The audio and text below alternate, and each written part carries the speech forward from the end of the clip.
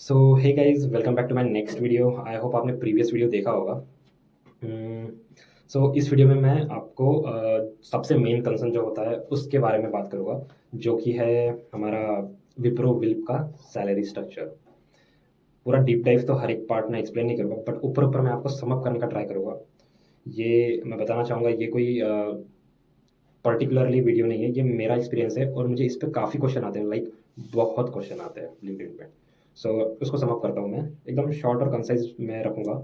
सो थोड़ा सा मैं बताता हूँ मेरे बारे में, लाइक मैंने विप्रो विल्प स्टार्ट किया था 2021 में, और उसके बाद आई लेफ्ट विप्रो विल्प इन 2025। मैं ड्रॉप आउट कर चुका हूँ बीच में ही विप्रो विल्प को।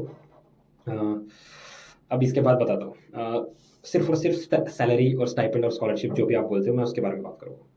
सो पहली बात तो स्टार्टिंग जो होती है सबसे ही कम में होती है। मैं जैसे कि 2021 में लगा था, so most of the time initial stage पे मुझे ऑन साइट जाना, लाइक ऑफिस में जाना पड़ा था, क्योंकि मेरा जो प्रोजेक्ट था वो टेस्टिंग का था। सो उस टाइम हम लोग ऑफिस से काम कर रहे थे, तो 15,000 cost of living for the Pune is like बड़ा बड़ा बड़ा डिफ़िकल्टीज़।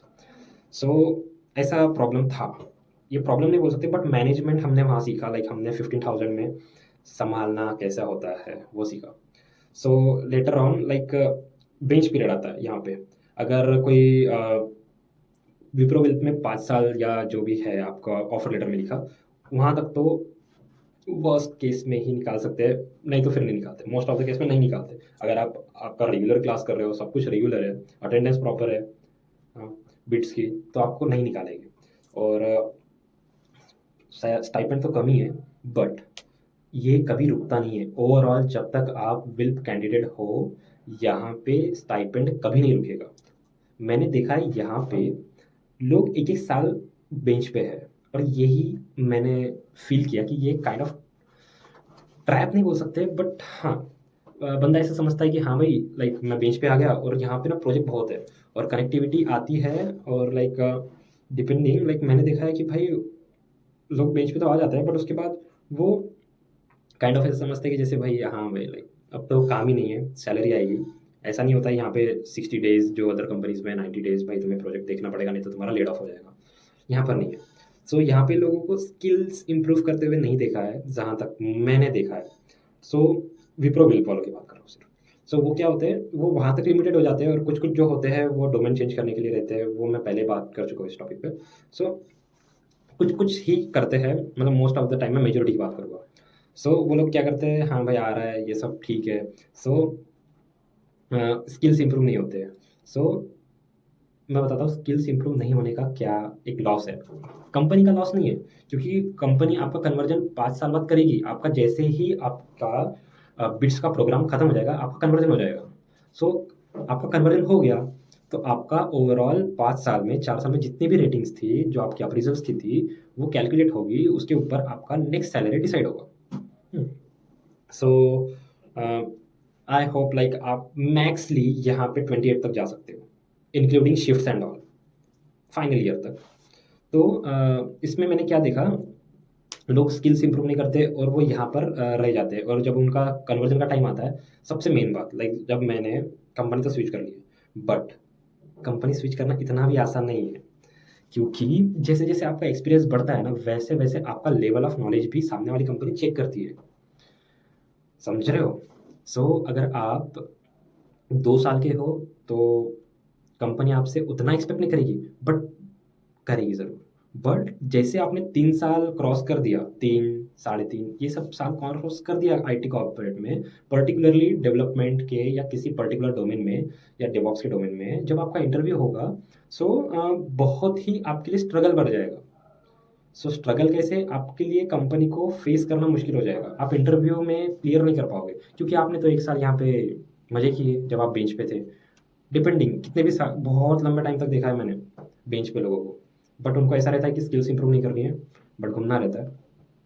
उसके बाद लाइक अभी यहाँ से जब आपको बोलेंगे कि सैलरी कितना चाहिए, डिपेंडिंग, इनका तो फिक्स बजट होता है, क्योंकि आप लॉन्ग टाइम से इस कंपनी में हो, आपको बोनसेस वगैरह दे के सस्टेन करने का ट्राई करेंगे, क्योंकि like most of the companies में फिर बच्चे क्या हो जाते हैं, लाइक जो एम्प्लॉयज रहते हैं वो स्विच मारने का देखते हैं।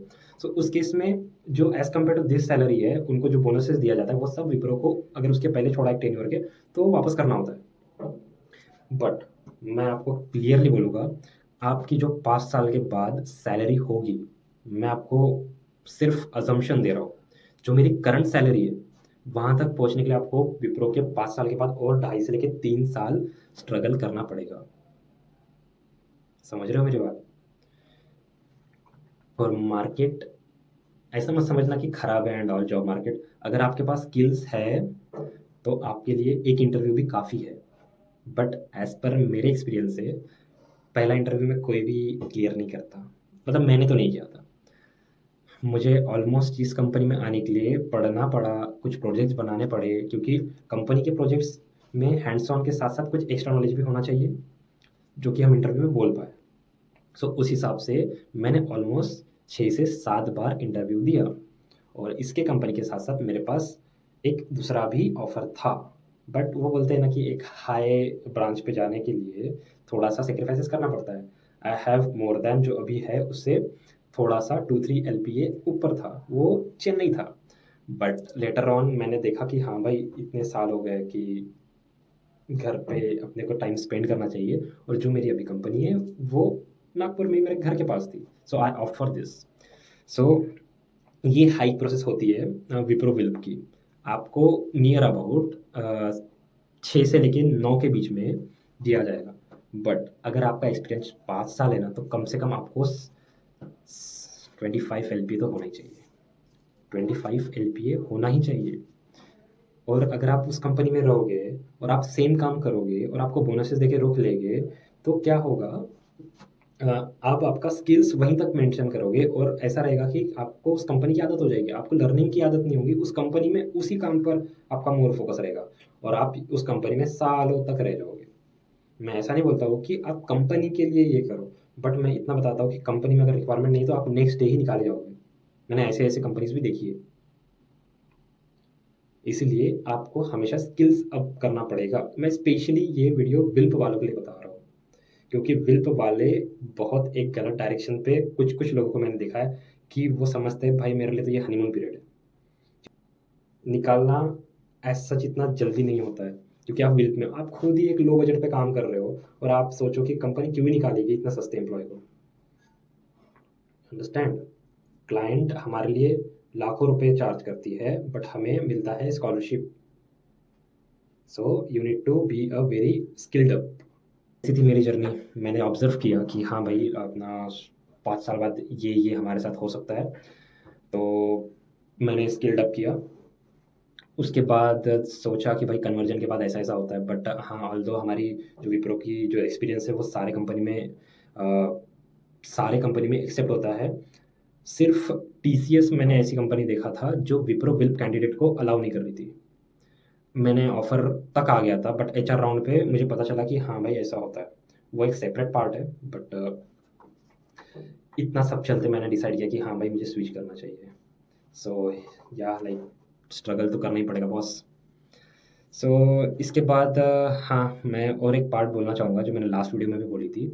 प्लीज़ लिंक्डइन से अच्छा इस वीडियो के कमेंट में ही आप लोग कमेंट कीजिए, जिससे कि दूसरे को भी हेल्प हो जाए। क्योंकि वहाँ पे एक सेपरेट सेक्शन होता है लिंक्डइन पे, जहाँ पर मैं रेगुलरली लाइक आता हूँ, बट वहाँ पे अगर मैंने किसी बंदे का या किसी बंदी का टैब ओपन कर लिया है, तो मैं सबसे पहले उसका ही सॉल्व करूँगा। और कैसा है, अगर आपने मैसेज किया होगा पहले, तो वो नीचे चली जाएगा और जो न्यू मैसेज आता है वो ऊपर-ऊपर आता है। सो मेबी मेरे से मिस हो जाएगा। सो मैं उसके लिए सॉरी बोलता हूँ। बट स्टिल यार, I am not the part of Wipro now, और लाइक मुझे नहीं चाहिए कि मैं मोर कंटेंट अभी विप्रो के लिए शूट करूँ। बस मैंने विप्रो के करियर के स्टार्टिंग से तो अभी तक विप्रो के लिए वीडियोस बनाए थे, काइंड ऑफ जैसा भी लगता था तो मैंने बनाया। बट लेटर ऑन लाइक अभी मैं मोर फोकस्ड हूँ सामने के लिए। सो आई स्विच्ड। सो अभी मैं ग्लोबल लॉजिक में काम करता हूँ और थोड़ा और मैं इस वीडियो में हिंट देना चाहूँगा कि थोड़ा और पुश करो। You will be seeing like सामने की जर्नी। और लाइक मैं तो बोलता हूँ थोड़ा सब्सक्राइब भी कर लो, क्योंकि लेटर ऑन आपको और एक वीडियो आने वाली है, काइंड ऑफ आपने एक्सपेक्ट नहीं किया रहेगा। So stay tuned. So bye bye.